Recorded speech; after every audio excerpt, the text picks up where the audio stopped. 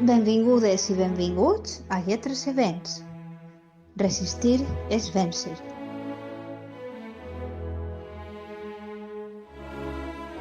Per barrancs, senders de muntanya i camps de conreu, milers de soldats de la República es retiraven sense ordre, amb l'ànim destrossat, deixant al darrere centenars de camarades de trinxera, ara morts o ferits.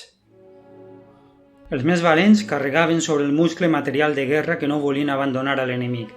Altres ajudaven als companys ferits que no podien marxar a soles, però molts d'ells fugien espaordits, desitjant allunyar-se com més ràpid possible, sense descans, ja fora de dia o de nit, de l'enemic imparable. A jutjar per esta desbandada, semblava que el front de Terol s'havia ensorrat per complet.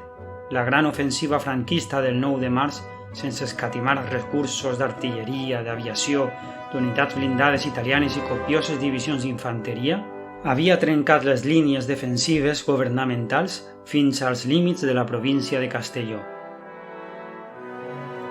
Efectivament, el front s'havia ensorrat només en un parell de dies. La resistència republicana es dissolia com un terròs de sucre en aquella tempesta de foc i acer deslligada al maestrat aragonès.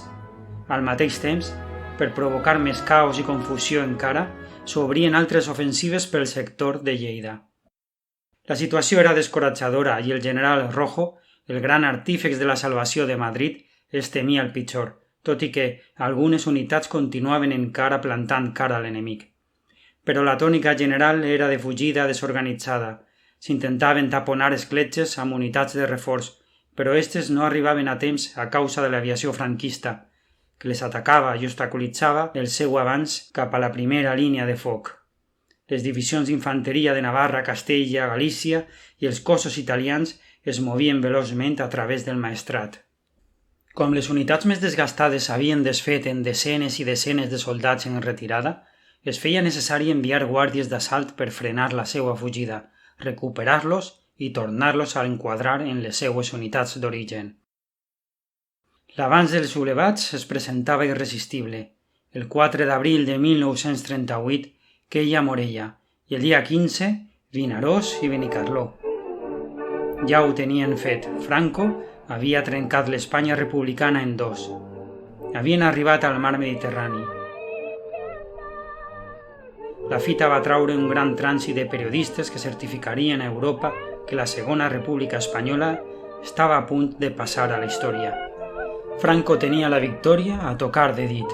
Hitler i Mussolini sospiraven més tranquils, després de quasi 2 anys prestant ajuda al seu protegit espanyol.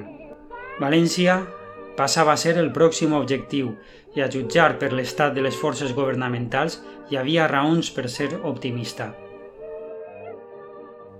Les notícies esfereïdores del trencament del front van ocasionar l'aparició de dues postures enfrontades dins del govern republicà. Prieto, ministre de la Defensa, i Azaña, president de la República, eren favorables a negociar una pau i abandonar la resistència. En canvi, Negrín, president del govern, i el Partit Comunista eren proclius a una defensa ultrança, encara esperançats per un possible canvi de sentit. Serà esta última postura la que s'impose. Com a conseqüència, Indalecio Prieto abandonaria el govern per sempre i Negrín es farà amb el Ministeri de Guerra. Separats de Catalunya, on estava la capital de la República, el general Miaja, l'altre gran protagonista de la defensa de Madrid, passava a fer-se càrrec de la zona no catalana, la zona centre. Començava, doncs, una nova fase de la Guerra Civil, coneguda com la batalla o l'ofensiva del Llevant, i que l'historiador Edelmir Galdón analitza detalladament en La batalla por Valencia, una victòria decisiva, publicada per la Universitat de València. Obra en la qual basem la major part de la informació d'este podcast i on es fa una descripció minuciosa d'una batalla en la qual les forces governamentals lluitarien amb totes les seues energies i recursos per salvar València d'un enemic que el superava en avions de guerra, artilleria i vehicles motoritzats, i fins i tot en efectius d'infanteria, cosa que no havia succeït en cap altra campanya d'esta guerra. Es calcula que la relació de forces en un principi estaria de 260.000 contra els 220.000 efectius republicans. Per això, el govern havia de mobilitzar recursos humans i desplegar reserves en una nova línia de resistència. sindicats, partits polítics, organitzacions de tot tipus i municipis cridaren a la mobilització de la seva gent. La idea era crear una defensa en profunditat que fora efectiva contra una infiltració enemiga en distints punts, que, en cas necessari, poguera replegar-se d'una manera flexible i que donara confiança als defensors, i així evitar les desbandades que havien propiciat tantes derrotes. A partir d'ara, si l'enemic volia resistir en el seu avanç cap a València, ho hauria de fer a un elevat preu. L'alt comandament havia pres una important lliçó. Les línies de defensa no podien ser delgades ni úniques, sinó profundes i ben connectades amb les reserves. I per a que aquest dispositiu defensiu poguera funcionar, es feia necessari la fortificació. És així com van crear-se diverses brigades de fortificació destinades a construir defenses sòlides a la província de Castelló. Passades unes poques setmanes del desastre, semblava que per fi s'havia recuperat la serenitat. La situació era alarmant, però encara s'estava a temps de fer alguna cosa per detindre l'avanç enemic cap a València. I de fet, els nacionalistes ja no guanyaven terreny al mateix ritme, ho feien més costosament. El 3 de maig es trobaven a pocs quilòmetres d'Albocàsser, on les forces lleials havien aconseguit aferrar-se al terreny i aturar-los. Mentrestant, pel sector de Terol, les brigades republicanes defensaven en una resistent línia que passava per Mora de Rubielos.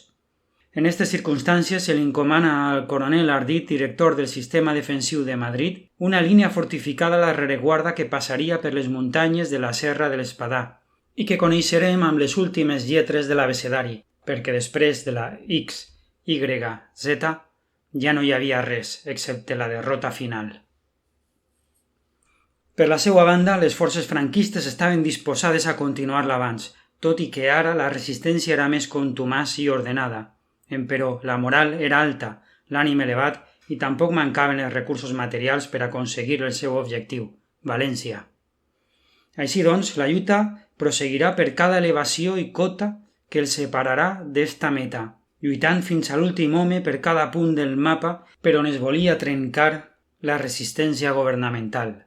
Les maniobres ofensives habituals que es van imposar, després de les experiències viscudes en altres escenaris, eren les d'embolcallament, és a dir, crear una línia d'atac per distints punts, on l'enemic se sentira fixat i pressionat al llarg de tot este front, per aconseguir en qualsevol moment una ruptura de les defenses per on infiltrar gran quantitat de forces capaces d'internar-se en el terreny enemic i girar després per embolcallar-los, aïllar els efectius ocupats en la lluita contra els que tenen al davant i finalment rendir-los o eliminar-los. Això pel que fa a l'estratègia. La tàctica, és a dir, el mitjà amb el qual es portarien a terme aquestes ruptures del front, seria la magnífica combinació d'armes. Primerament, unes canonades per ajustar el tir de l'artilleria. Minuts després, un intens bombardeig artiller que podia durar entre 20 i 40 minuts, capaç d'ablanir la resistència, i molt habitualment desallotjar-la o esquarterar-la. Este bombardeig normalment obligava els defensors a refugiar-se a l'altra vessant de la muntanya, on les bombes no arribaven amb tanta facilitat. Així esperaven que passara l'infernal ruixat de foc i acer, i quan este cessava i ja podien regressar a les posicions defensives, era el torn de l'aviació, que efectuava ametrallaments i soltava bombes per tal de retardar el màxim possible el seu retorn a les trinxeres de combat. Mentrestant, la infanteria franquista avançava a correcuita, amb les granades de mà preparades per prendre les posicions contràries. Quan els soldats de la República trobaven el moment d'ocupar els seus llocs, es veien l'enemic ja pràcticament al damunt, llançant-los bombes de mà i disparant-los a pocs metres. Així es perdien les posicions republicanes i així es trencava una línia de defensa. A la mancança d'artilleria se sumava la total inferioritat de les forces aèries republicanes als cels de Catalunya, València i Castelló. A més, els aviadors de la Gloriosa havien d'atendre nombroses missions de tot tipus, defensa de ports i vies de subministrament, la protecció de ciutats i poblacions dels bombarders italians, la protecció de convois i de la infanteria atacada a les trinxeres, els atacs a objectius terrestres, etc. Per contra, l'aviació franquista que mantenia sempre la iniciativa, podia concentrar els recursos en uns pocs objectius a la seva conveniència. És així com els aviadors de les forces aèries de la República Espanyola, al comandament del modern Polikarpov de fabricació russa, conegut popularment com a Mosca, protagonitzaran un dels episodis més heroics del segle XX, enfrontant-se a grans masses enemigues en una abrumadora inferioritat. Així tot, l'aviació de caça republicana mai defugia el combat.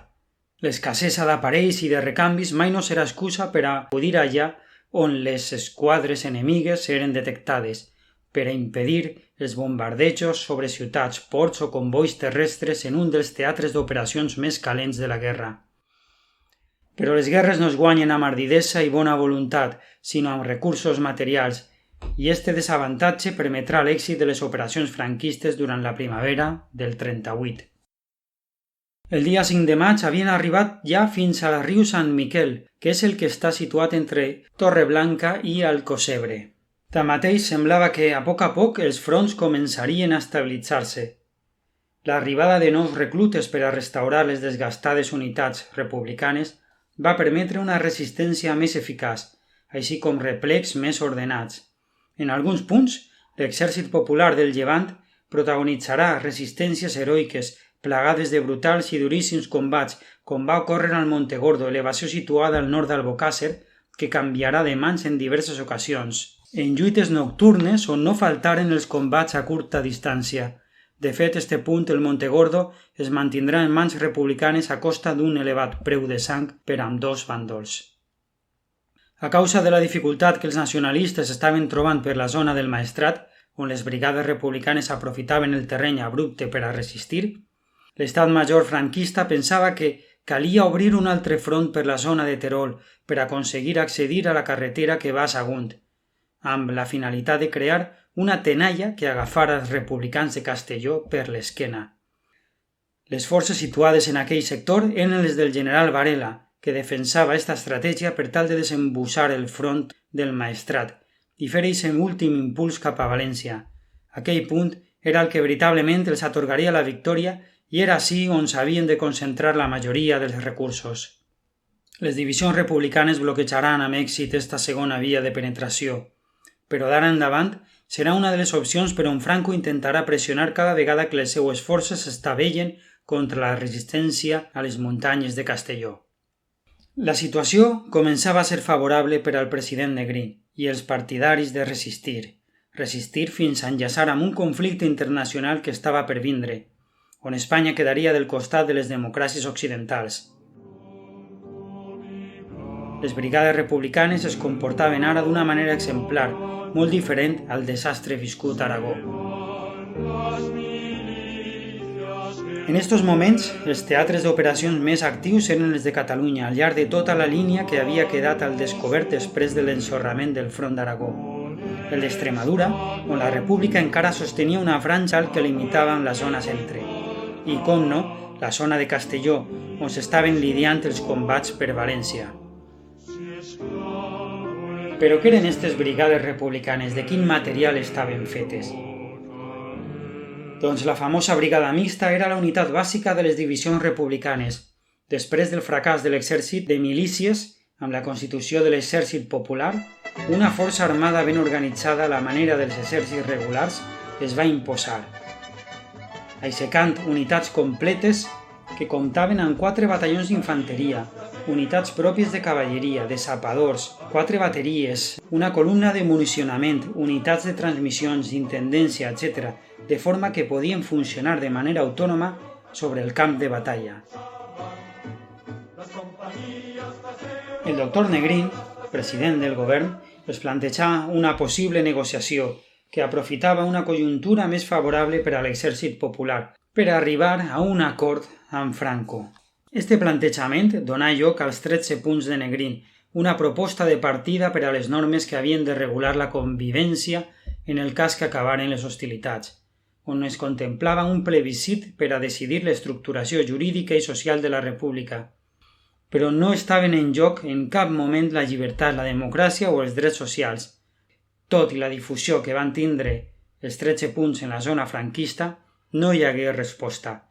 Franco estava decidit a destruir la república sense condicions, com tampoc va ablanir el seu cor el fet que es reobriren els jocs de culte dels catòlics.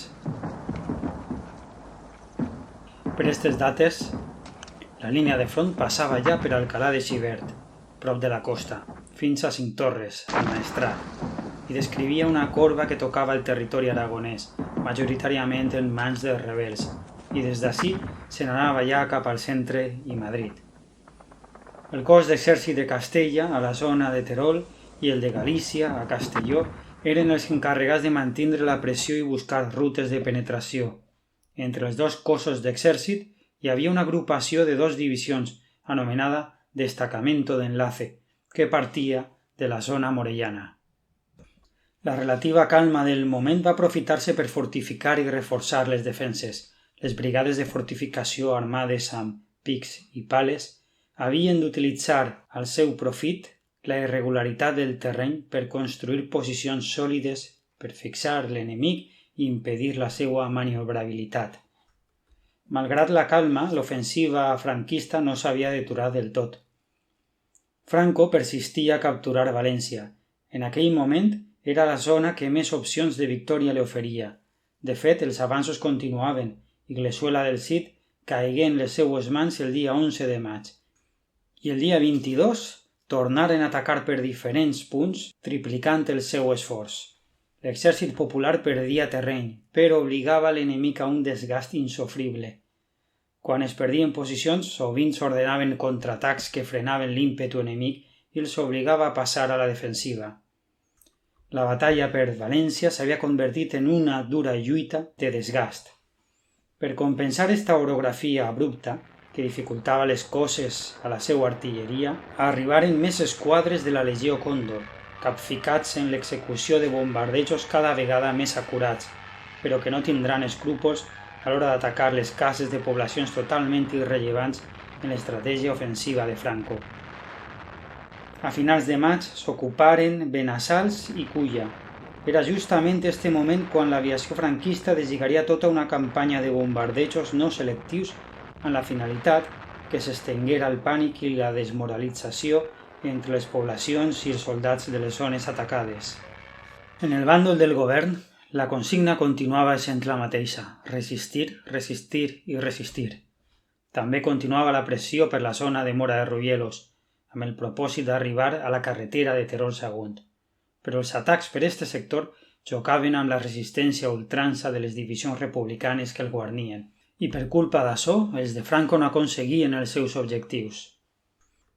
D'ara endavant, els 2 exèrcits republicans involucrats en la batalla, que eren el de maniobres a la zona de Terol i el de Llevant, que lluitava a Castelló, es fusionarien en un sol exèrcit sota el comandament únic del coronel Leopoldo Menéndez, que seria el primer responsable de la defensa de València. Fusió que cercava una major eficàcia. Al mes de juny, els nacionalistes arribaren al Penyagolosa i des d'ací es van llançar sobre Atzeneta del Maestrat, fent un ús descomunal de l'artilleria, amb el suport també de l'aviació legionària italiana, amb el propòsit de trencar cap a Castelló de la Plana, convertida ara en objectiu immediat. Cap a aquestes dates, el famós Montegordo d'Albocàsser ja havia sigut abandonat pel risc que corrien els defensors de quedar aïllats. L'11 de juny, la 4a divisió d'infanteria arriba a Borriol, al nord-oest de Castelló, en una demostració d'audàcia i rapidesa que deixa els defensors sorpresos i amb l'enemic pràcticament ja a les portes, les forces republicanes hagueren de replegar-se cap a Castelló pel risc de quedar aïllades de la rereguarda. L'enemic havia fet una maniobra sorprenent que amenaçava amb desestabilitzar tot el sector. La lluita havia de dirimir-se ara a la ciutat. Alguns tabors de regulars, les temibles tropes mores de Franco, s'aproximaven també pel nord, des de Benicàssim. A primera hora del dia 13 començà l'atac sobre Castelló, combats que arribarien als carrers de la ciutat, on es donarien algunes situacions confuses entre els atacants i els defensors. Resulta que en un contraatac exitós, els moros foren expulsats i civils que els havien estat donant suport amb armes des de les finestres foren agafats i executats de manera improvisada pels homes de la 41a Divisió Republicana. Els combats foren molt durs s'allargaren moltes hores per la importància que uns i altres atorgaven a la plaça en disputa. La dificultat d'expulsar els defensors va motivar maniobres d'embolcallament amb blindats per tal d'atacar-los per diferents punts i aïllar-los. Finalment, a la nit del dia 14, l'alt comandament republicà ordenà la retirada. Castelló havia caigut, un terrible colp psicològic a què els valencians haurien de fer front. L'enemic estava ja a poc més de 70 quilòmetres. Com és de suposar, això va canviar les coses considerablement. La línia de front deixava de ser una idea abstracta, llunyana, en la ment dels valencians. És clar que ja coneixien l'horror dels bombardejos, però la idea que València era un territori de la rereguarda republicana canviaria per sempre. Encara commoguts per la caiguda de la capital de la Plana, els esforços per fortificar augmentaren. Com a conseqüència, va néixer la idea de crear una segona línia defensiva a pocs quilòmetres de València, que es coneixerà amb el nom de la Immediata. També la construcció de més refugis antiaeris al llarg de tota la ciutat i els pobles marítims. En aquest esforç fortificador s'emprarà tota la població reclusa per a les obres. Les crides a la població valenciana a col·laborar en este afany defensiu es multiplicaren. Fortifiqueu, fortifiqueu sempre. Aprofiteu cada instant de calma per construir trinxeres i parapets. Els periòdics al servei de l'Estat no deixaren de repetir que hi havia mitjans i recursos per a resistir i que resistir era vèncer. La veritat era que l'estratègia defensiva semblava l'opció més raonable, la moral estava desfeta, però si es creaven defenses sòlides que donaren confiança als soldats, estos mantindrien la lluita. A la ciutat, la proximitat al front anunciava més atacs aeris i de l'artilleria naval, obligant-los a crear més refugis per a salvar a la població civil. Bombardejos que cada vegada delataven una intenció més fosca, causar víctimes civils. Els italians perfeccionarien el seu mètode amb atacs aeris en diferents onades que provocaven la confusió de les senyals d'alarma, de manera que la població ja no tenia clar si ja havia passat el perill o atacaven de nou, i així poder-los arruïssar les bombes quan estaven als carrers al descobert. En aquestes circumstàncies, l'economia valenciana havia quedat limitada als treballs més necessaris per al sosteniment de la població i de l'exèrcit, l'agricultura i la indústria de guerra. La resta de la mà d'obra capaç estava mobilitzada d'alguna manera en les tasques de fortificació i en l'exèrcit popular. En aquesta situació, els camps valencians es convertiran en essencials no només per alimentar a la població, sinó per exportar i obtindre divises amb les quals importar el material de guerra i altres productes imprescindibles. La caiguda de Castelló va resultar un colp psicològic dur que no va trigar a generar veus de disconformitat al govern i que posaren en dubte una solució satisfactòria del conflicte, llevat que s'intentara una negociació amb la mediació anglesa. Però Negrín es va fer fort i va refermar-se en el seu lema predilecte: resistir és vèncer. Tot i la fortificació republicana en diferents línies, el panorama era molt desfavorable. En esta guerra de desgast, qui tenia les de guanyar era l'exèrcit franquista perquè tenia les rutes de subministrament obertes i protegides, així com estats fortament militaritzats del seu costat, mentre que la República trobava cada vegada més dificultats per fer arribar el material soviètic als seus ports, bloquejats pel Comitè de No Intervenció i atacats per l'aviació italiana. Els combats continuaren ara al sud del riu Millars. Vila-real seria el següent escenari bèl·lic, on es va tornar a lluitar casa per casa, decidits a mantenir una població amb un elevat valor simbòlic. Esta fou una altra població convertida en escenari d'un intens forcejament entre els dos exèrcits, i on només l'aparició de la Legió Còndor serà decisiva per a l'expulsió dels defensors. Però tot i aquestes victòries ressonades, el fet era que, apropant-se el mes de juliol, Franco avançava a un ritme molt més lent i amb un cost molt més alt de l'esperat. D'altra banda, les forces republicanes ja havien superat el límit de la seva resistència. La situació era molt perillosa i exigia reemplaçar les unitats en combat i reincorporar forces de refresc a les zones de guerra, la qual cosa aniria fent-se progressivament, alhora que enviaven a la rereguarda les unitats més desgastades per a la seva recuperació. Començava una nova fase de la batalla per València.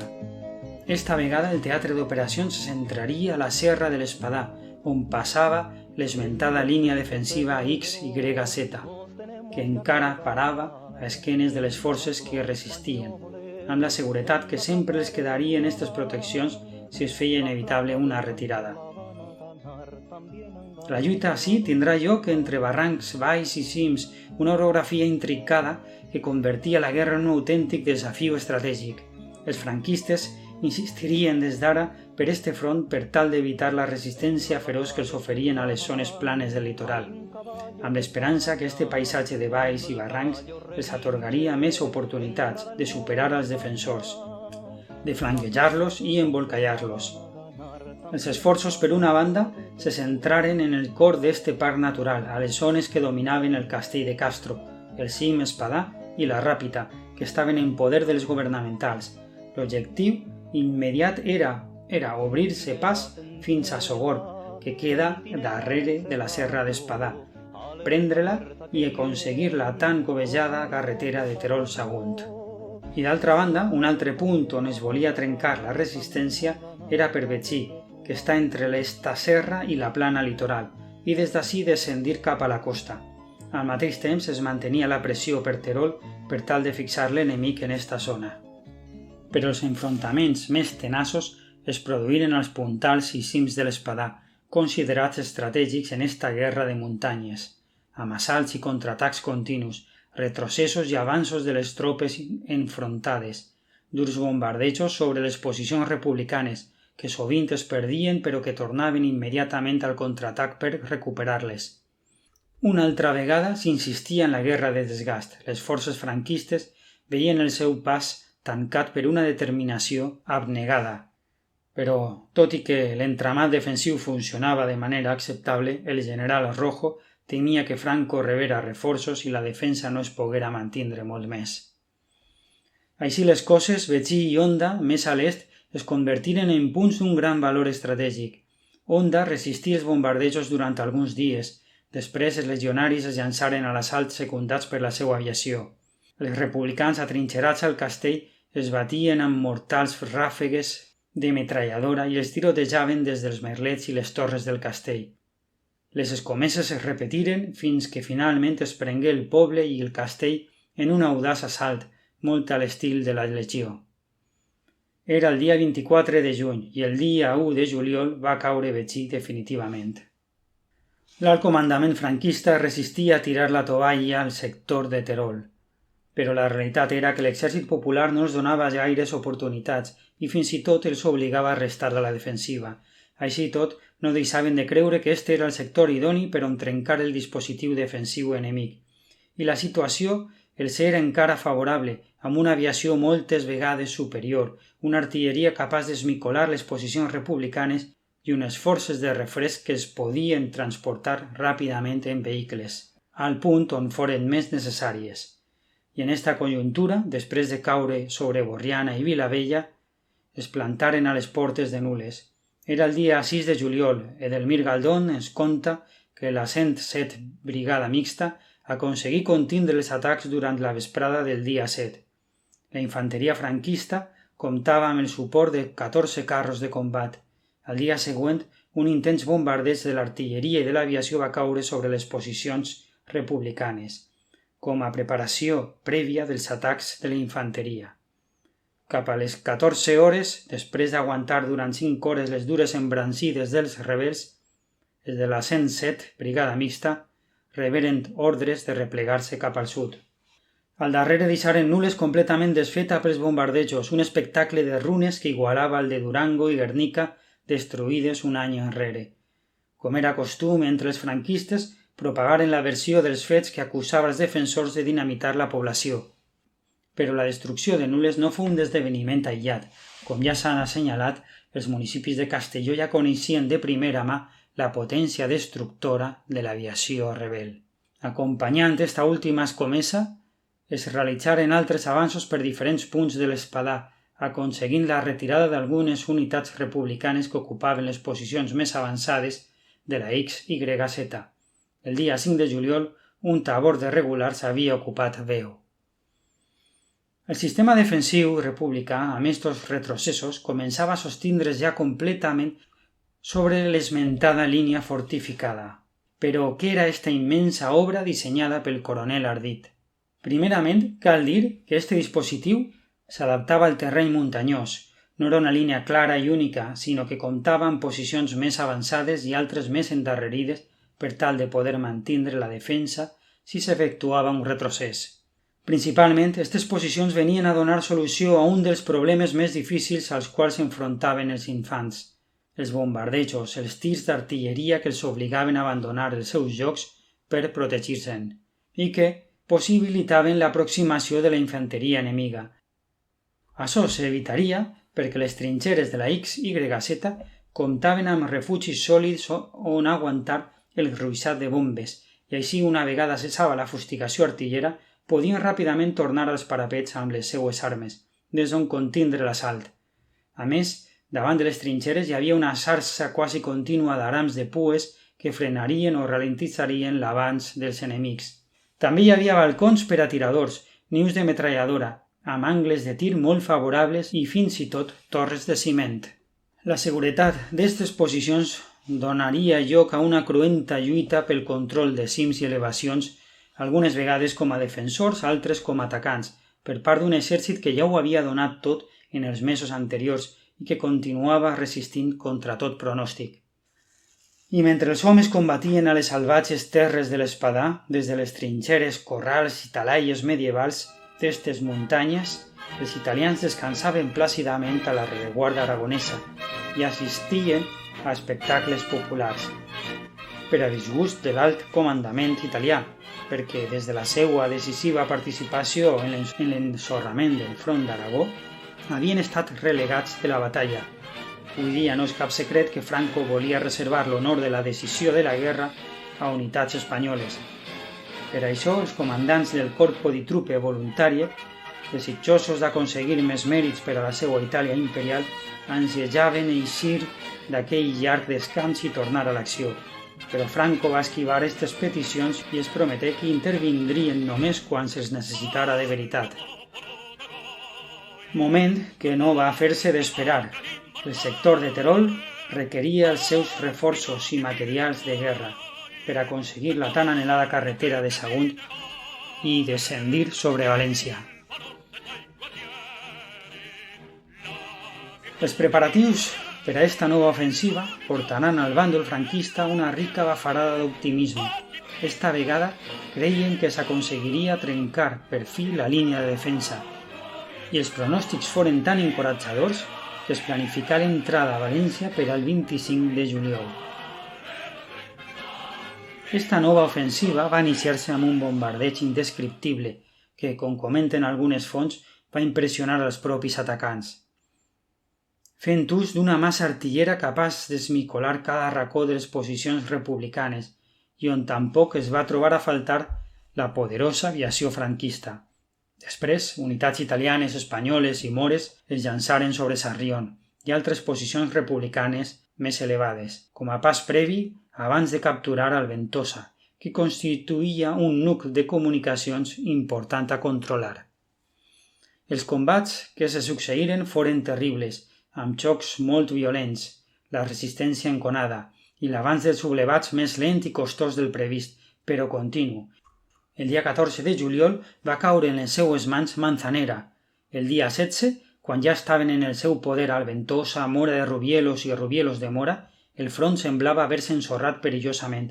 Els italians, amb les seues unitats motoritzades, avançaven amb rapidesa. Alguns destacaments anaven en les seues flamants motocicletes amb sidecars armats amb metralladores. Esta ofensiva, tanmateix, coincidia amb algunes victòries republicanes a la zona de l'Espadà, tot i que foren èxits limitats que no permetien una correcció rellevant del front, suposar una injecció de moral després de tants fracassos viscuts. De totes maneres, dies després, la línia de guerra va regressar als seus punts originals. A la rereguarda, a València, l'estiu va portar als valencians certa calma, afavorida per l'exitosa resistència que els soldats de la República estaven portant a terme a les trinxeres de guerra. Este clima va permetre la celebració d'alguns homenatges a l'exèrcit, en especial una exposició organitzada al Jardí de Vivers amb el lema Resistir és vèncer, on es va recollir la producció literària i artística dels soldats de la 25 Divisió, com a resultat del treball fet amb les milícies de la cultura. El 18 de juliol va ser una data molt assenyalada per ser les efemèrides de la guerra, en la qual es commemoraren en tot tipus d'actes el valor i la conducta exemplar dels soldats de l'exèrcit popular, al llarg de 2 anys de guerra ininterromputs. Tanmateix, el conflicte continuava de manera imparable, apuntant ja cap a la seva fase final. Al front, aquells valents homes que la rereguarda homenatgeava seguien aguantant una situació dramàtica. De fet, a Aragó, les forces atacants avançaven a bon ritme. Els republicans es replegaven. L'aviació italiana feia una eficaç labor d'interdicció, és a dir, atacava les línies de subministrament i les tropes que acudien a reforçar la resistència desgastada i en retrocés. Amb tota aquesta superioritat, les forces nacionalistes avançaven a dreta i esquerra de la carretera de Terol-Sagunt al nord de Palància, aplastant cada posició que s'interposava al seu camí.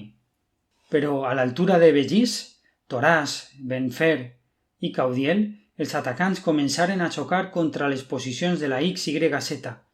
L'avanç no solament s'aturà, sinó que els atacants passaren a la defensa, fustigats per durs contraatacs. Els italians foren també continguts a les afores de Viver el dia 20 de juliol i fins i tot perderen algunes de les posicions guanyades. Els republicans es bloquejaren el pas al nord del Palència.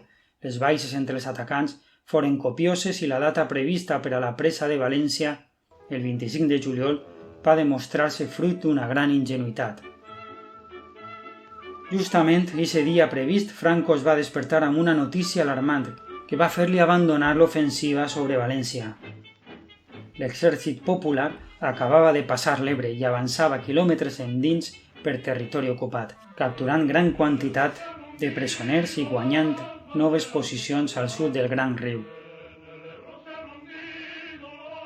Començava la batalla més dura i sanguinolenta de tota la guerra.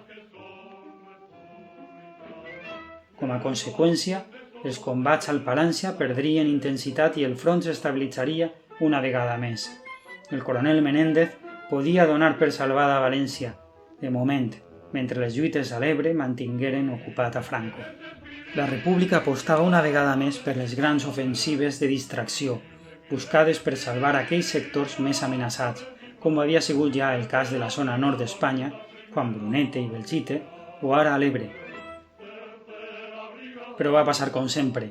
L'impuls inicial va ser triomfal i va fer que Franco es prenguera molt seriosament l'ofensiva, desplaçant reforços d'altres sectors a este, però sense que aquesta extracció de forces suposara un gran avantatge per a les formacions governamentals en aquelles zones. Amb estos reforços, Franco va aconseguir dominar la situació i l'ofensiva republicana es va estancar sense passar de Gandesa. L'exèrcit del Llevant va iniciar algunes operacions molt localitzades per tal d'aprofitar la situació, fins i tot una acció de guerrilles a l'Espadà dintre del territori enemic, però molt prompte va comprovar que la reducció de forces en aquest sector era insignificant per als seus plans. A l'agost continuaren els seus intents d'infiltració i altres operacions ofensives, sense que aquestes culminaren en un bon resultat.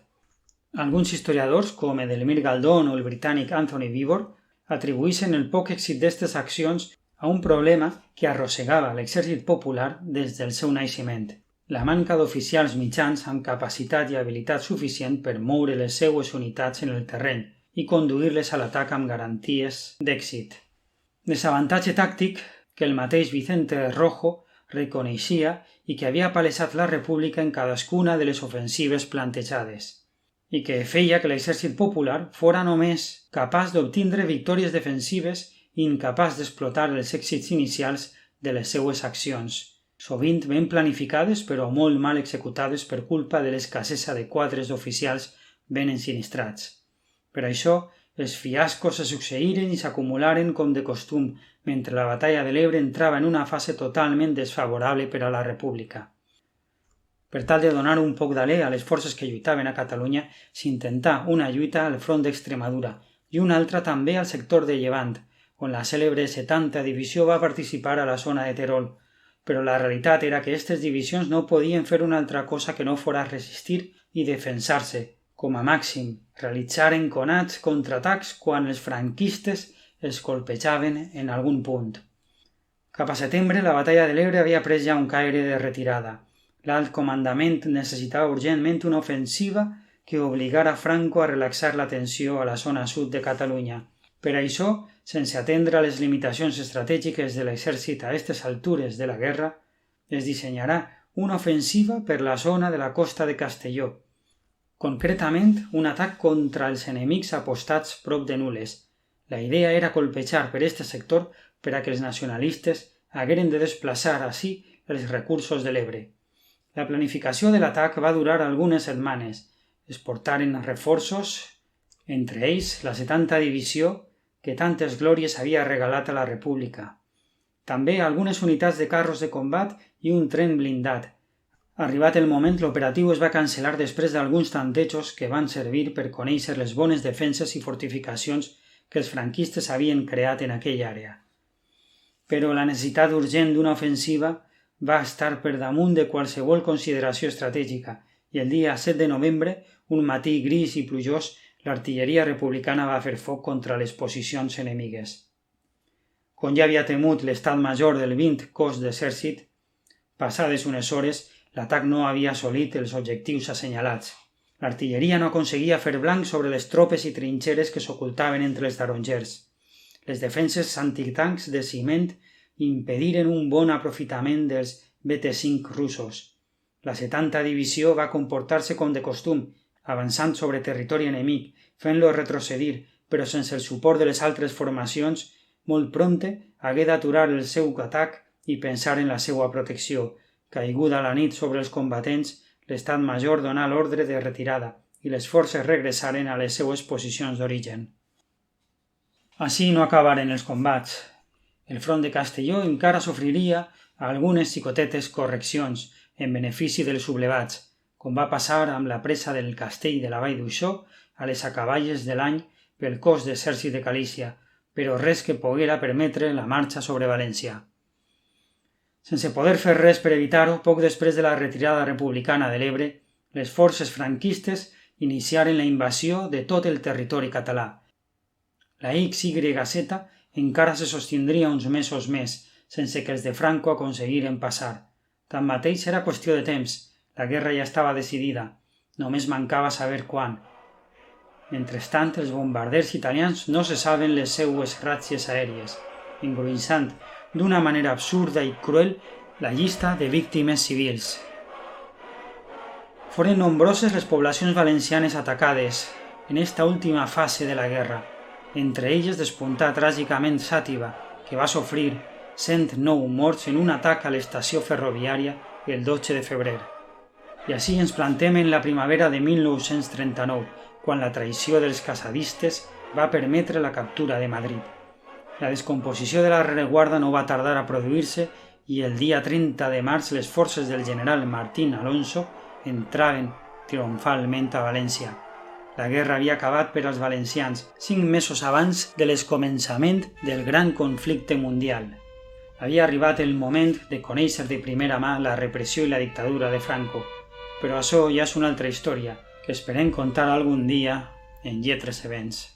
Españoles, salís de vuestra patria después de haber luchado contra la invasión. Caminando por tierras extranjeras, mirando hacia la estrella de la liberación. Caminando por tierras extranjeras, mirando hacia la estrella de la liberación. Camaradas caídos en la lucha, que disteis vuestra sangre por la libertad. Os juramos volver a nuestra España para vengar la afrenta de la humanidad.